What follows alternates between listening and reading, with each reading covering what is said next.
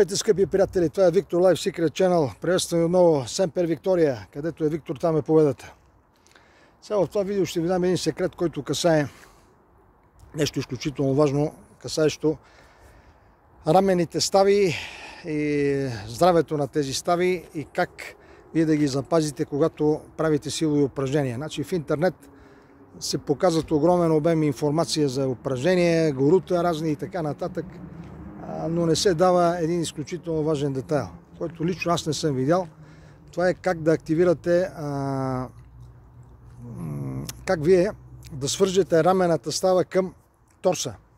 Фактически основната работа силова да се поема от така наречената скапула на рамото и от големите мускулни групи, от гърбака, от големите мускулни групи, рамото да не е отделено от тялото, както се прави при всички видове упражнения, стави, набирания и така нататък. Рамото е свободно и поема изключително огромно натоварване и след време неговите връзки се скъсват и така, като се казва,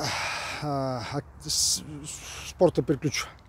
Сега как да направите това стабилизация на рамената става? Има и така наречен мускул сератус антериор. Изключително важен мускул. Той е много интересен като анатомично положение, функции и така нататък. Вижте го, всеки може да го види. Той се закрепва към ребрата на гръдната клетка. Неговата цел е фактически да завърти рамената става навън. Ето вижте как става активацията. Ето така, когато го направите така, вие вече сте закрепили рамото към торса. Всички видове силови движения, които правите, набирания, лицеви опори, това нещо трябва да е постоянно заключено и рамото постоянно да чувства опората на гърба.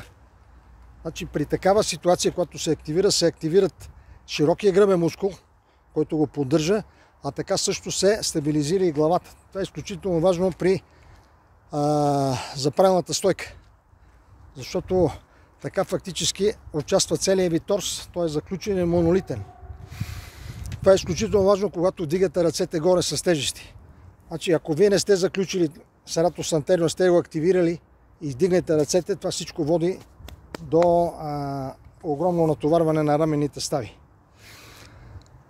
Този мускул го тренирайте, има доста упражнения за него, така че, но запомнете, това е секрета, за да запазите рамото и да имате наистина функционална физика. Това е, скъпи приятели, благодаря ви. Семпер Виктория, до нови срещи!